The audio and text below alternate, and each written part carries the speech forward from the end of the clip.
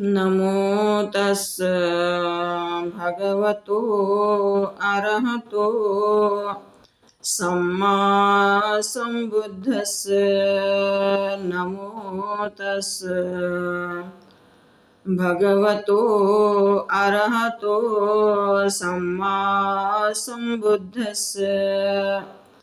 नमो तस् भगवतो अरहतो सम्मा सम्बुद्धस्य।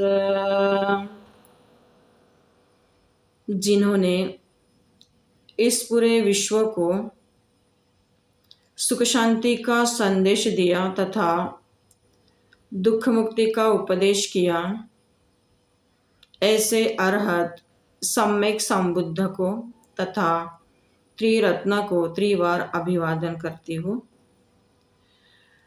परम पूज्य बोधिसत्व डॉक्टर बाबा साहब अम्बेडकर जैसे सभी महापुरुषों के विचारों को भी त्रिवार अभिवादन करती हूँ। श्रद्धा बुद्धि संपन्न, शील संपन्न उपासक उपासिकाएं तथा सभी बालक बालिकाएं, आप सभी के प्रति मंगल कामना करते हो, आशीर्वाद करते हो। मनुष्य का जीवन बड़ा ही अस्थायी जीवन है और इस वर्तमान में विशेषतः मॉडर्न टेक्नोलॉजी में, मीडिया के जग में जीवन जीते समय, धर्म का पालन करते समय हमारे जीवन में बहुत सारे लोग अनगिनत आते जाते हैं। बहुत सारे विचारों के आदान प्रदान भी सदा हमेशा होती रहती है और जब हम किसी कारणवश, किसी प्रसंगवश जब भी कभी दुखी होते हैं या जीवन में कोई परेशानियां आती है, तब ऐसे परेशानी के समय में, दुख के समय में हम और भी विचलित हो जाते हैं।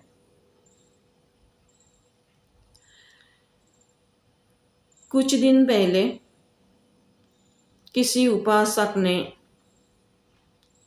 सवाल पूछा था। सवाल ये पूछा था कि आजकल वर्तमान में बहुत सारे लोग हैं मीडिया की जगत में, धर्म गुरु भी, उपासक उपासिकाओं भी और सभी कार्यकर्ताओं भी, हर कोई संगठन है, हर कोई ट्रस्ट है, बहुत सारे ऐसी समस्या है कि कभी कभी ऐसा लगता है कि इन सारी, जैसे कि हर कोई कहता है कि जो मैं कहता हूँ वही सही है, ये ट्रस्ट है, ये संगठन है, ये विहार है, ये सेंटर है, ये धर्मगुरु है, जो भी हम कहते हैं वही हम ही सही कहते हैं। तो कभी कभी ये सवाल मन में उत्पन्न होता है, जाए तो कहाँ जाए।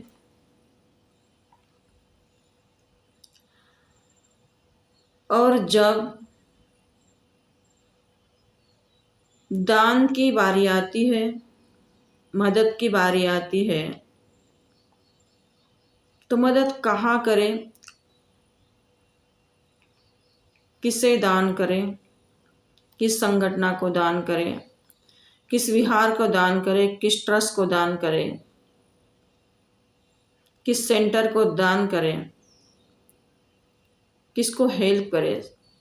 कभी कभी ऐसी समस्याएं आ जाती है कि निर्णय लेना बहुत ही कठिन हो जाता है, क्योंकि हर कोई कहता है जो हम कह रहे वही सही है, बाकी इतने सही नहीं है, आदि आदि। ये जो सवाल किसी उपासक ने पूछा था, तो मुझे लगा ये जो सवाल है तो वातावरण के अनुरूप या वर्तमान की स्थिति के अनुरूप मन में उत्पन्न होना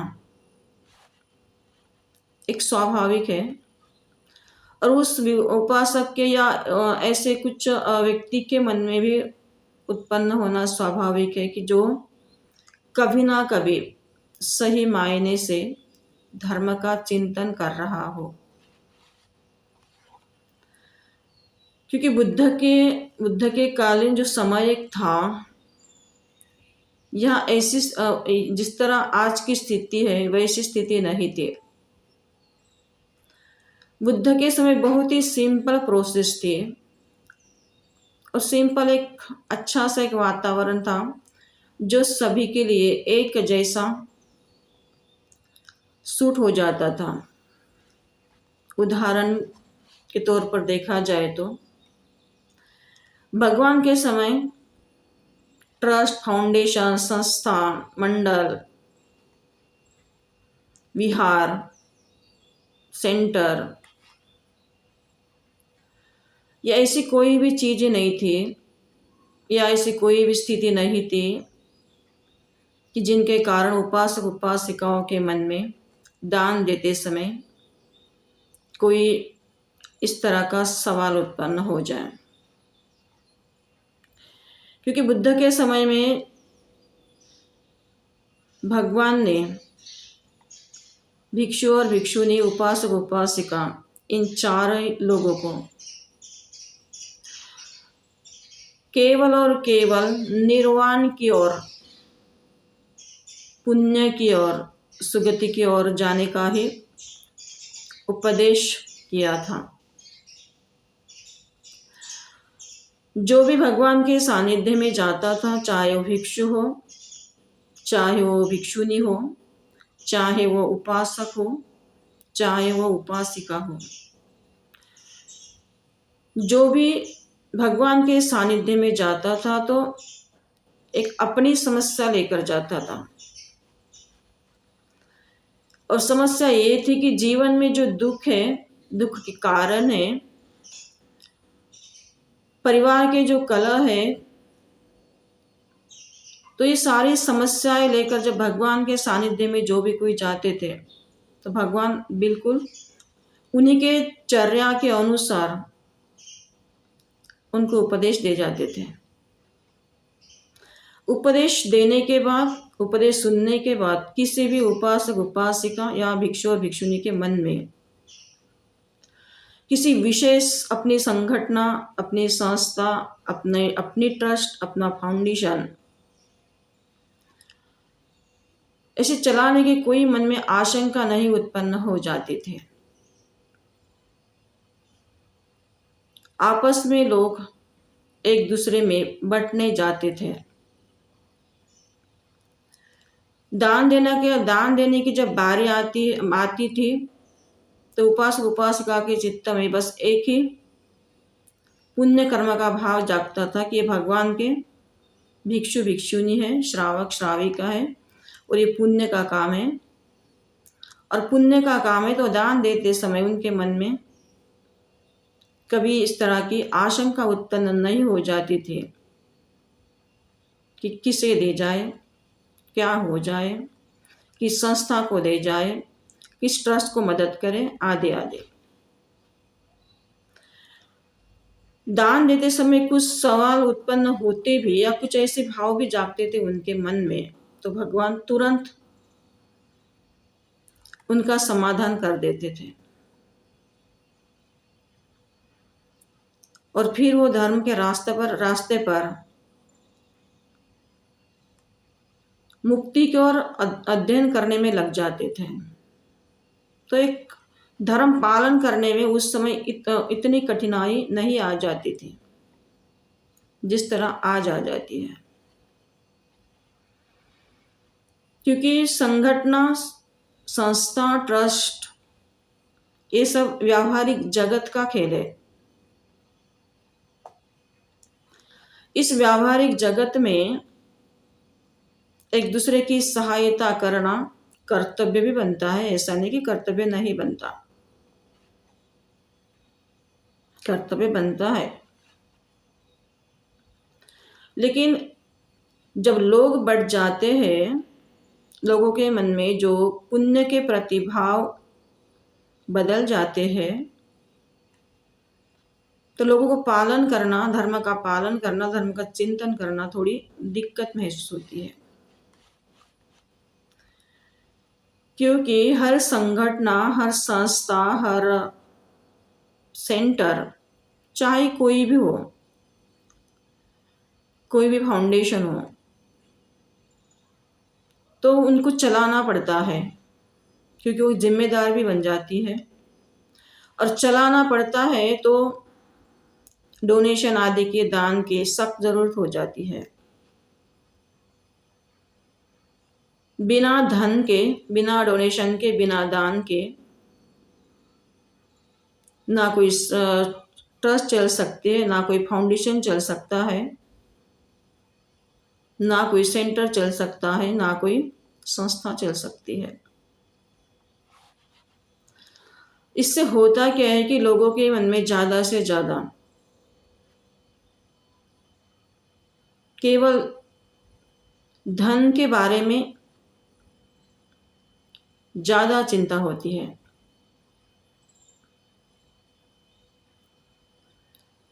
तो इस तरह की उलझन आना आज की स्थिति में स्वाभाविक है, क्योंकि मीडिया का जगत है,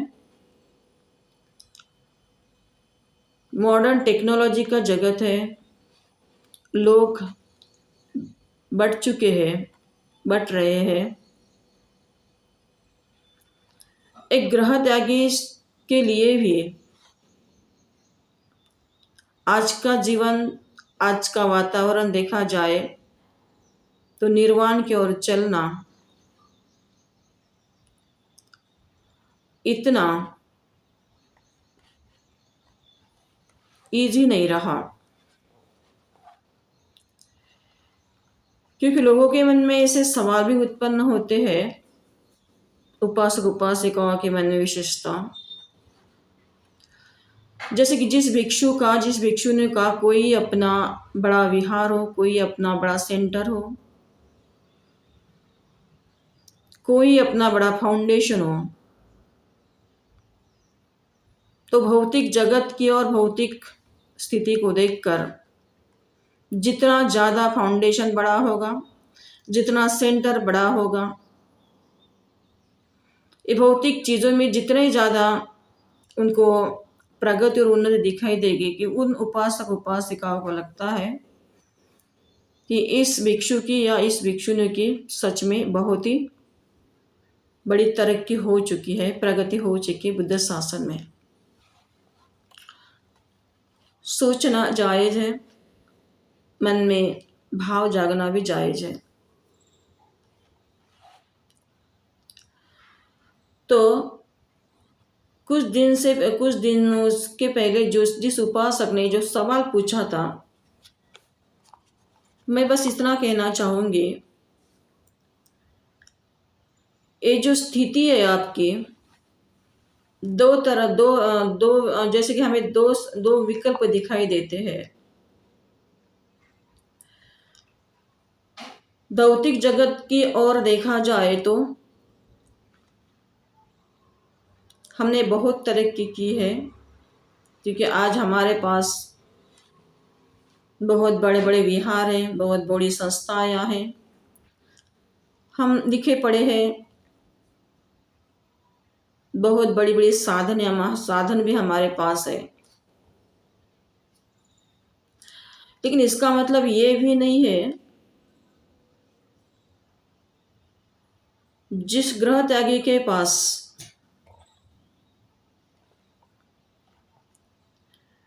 या जहाँ जिस धर्मवान उपासक उपासिकाओं के पास इस तरह की साधन सामग्री नहीं होगी तो भी हम ऐसा नहीं कह सकते कि वो धर्मवान नहीं है।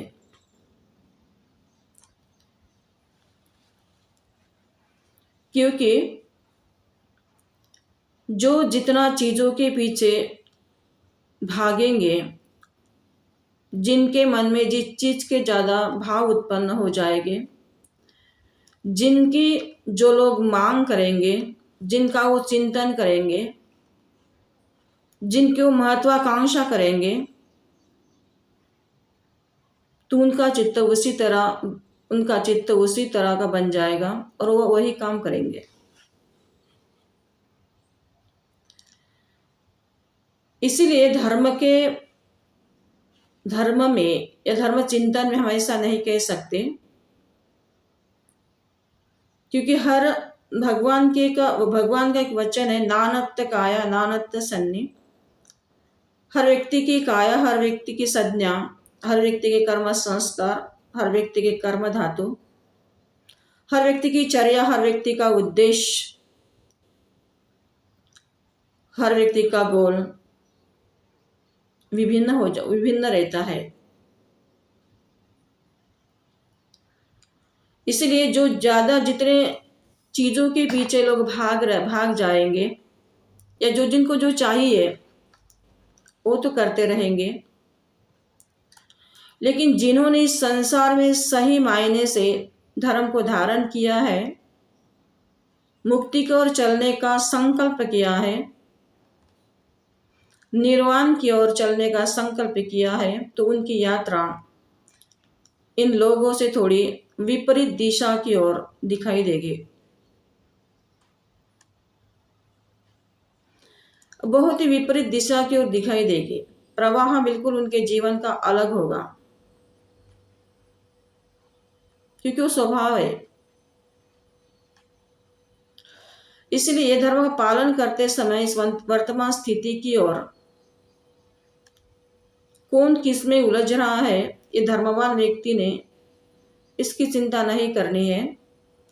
सच में धर्मवान व्यक्ति ने यही चिंतन करना है, यही सोचना है कि जिस धर्म का मैं पालन कर रही हूँ, चाहे वो उपासक हो, उपासिका हो, चाहे वो भिक्षु हो या भिक्षुनी हो, जिस धर्म का मैं पालन कर रही हूँ, उस धर्म का पालन करते समय मेरे चित्त या मेरे चित्त की धाराओं ने जिस तरह के भाव को मैंने धारण किया है, तो उस तरह के भाव के कारण मेरे विचार, मेरे कर्म, ये सब बनते चले जाएंगे। मुक्ति की ओर यात्रा है तो सारी चीजें जीवन से छूटते हुए दिखाई देगी। निर्वाण की ओर यात्रा करने का प्रयास कर रहे हैं तो मन से सारी चीजें अपने आप स्वभाव के अनुरूप छूटते हुए दिखाई देगी, महसूस होगी, और उस चीजों को दोबारा बटोरने की या उसे हासिल करने की हमारे मन में कोई आकांक्षा नहीं रहेगी। भौतिक जगत की ओर ज्यादा मन की धारा बह रही है, तो भौतिक चीजें इकट्ठा करने में हम उतने ही ज्यादा उलझे जाएंगे और वही हम करते जाएंगे। इसलिए भगवान का धर्म, भगवान की शिक्षा सबके लिए एक जैसी है, लेकिन भले सबके लिए एक जैसे, लेकिन सब लोग एक जैसे धारण करने वाले नहीं होती है। सब लोग एक जैसे धारण करने वाले न होने के कारण ये विविधता, ये विभिन्नता भगवान के समय भी थी, लेकिन इसका प्रमाण इतना ज्यादा नहीं था जितना आज दिखाई दे रहा है। तो एक स्वभाव है, क्योंकि परिवर्तन है। भगवान ने महासुपिन जातक में पहले ही उपदेश किया था कि इस तरह का वातावरण भविष्य में निर्माण होगा, आगे जाकर इस तरह की स्थिति उत्पन्न हो जाएगी और ऐसे भाव उत्पन्न होना एक स्वभाव बन जाएगा। इसलिए हमें ज़्यादा सोचना नहीं है, ज़्यादा उलझना भी नहीं है। जितना हो सके अपनी क्षमता के अनुसार धर्म का पालन करने की कोशिश करते रहना चाहिए। मुक्ति की ओर चलने वाले लोगों की यात्रा, अगर उसे सच में मुक्ति चाहिए, निर्वाण चाहिए, तो उसे कोई नहीं रोक सकेगा। क्योंकि भगवान कहते हैं, कमल भले ही कीचड़ में उमलता है, खिलता है, लेकिन कमल को कीचड़ का स्पर्श भी नहीं होता। एक कमल का स्वभाव हो जाता है। उसी तरह भगवान कहते हैं, मुक्ति की ओर चलने वाले लोग, निर्वाण की ओर चलने वाले लोग वातावरण के बारे में, वर्तमान की स्थिति के बारे में कैसा है, इस तरह की ज्यादा न सोचते हुए केवल और केवल अगर मुझे मुक्ति चाहिए, अगर मुझे निर्वाण चाहिए, तो मुझे बिल्कुल अपना चित्त, अपना मन उस कमल की तरह रखना बहुत आवश्यक है। और वो रखने की कोशिश ही नहीं करेंगे, अभी तो वो कमल की तरह रख पाएंगे। ये उनका स्वभाव बन जाता है। इसी तरह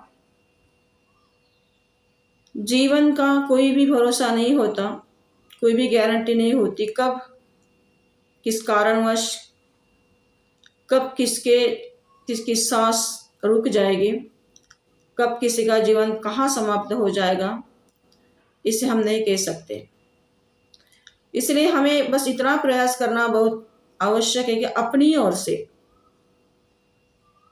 न स्वयं का चित्त खराब हो, ऐसा दूषित ना कर्म करें, और ना हमारी वजह से किसी को कोई परेशानी उत्पन्न हो, ऐसा भी कर्म ना करें। अगर इतनी भी कला हमारे अंदर हम क्रिएट करते हैं, अवगत करते हैं, तो भी हम अपना धर्म का मार्ग सही तरीके से चल सकते हैं। तो इसी के साथ सभी को मंगल कामना देते हैं कि सभी का जीवन रत्न की अनुकंपा से, रत्न के प्रताप से मंगलमय हो, सबके दुख दूर हो, सबके भय और रोग दूर हो, सबको धर्म के मार्ग पर चलने की शक्ति मिले, ऐसा आशीर्वाद करती हूँ। सभीतियो व्यज्जन्तु सर्वरोगो विनश्यतु माते भवन्त्वन्तरायो सुखी दीर्घायुको भवतु सर्वमङ्गलं रक्षन्तु सर्वदेवता सर्वबुद्धानुभावेन सर्वधर्मानुभावेन सर्वसङ्घानुभावेन सदा शुद्धि भवन्तु ते। अभिवादनशीलस्य नित्यं वद्धापचायिनो चत्तारो धम्मा वर्धन्ति आयुवन्नो सुखं बलन्ति।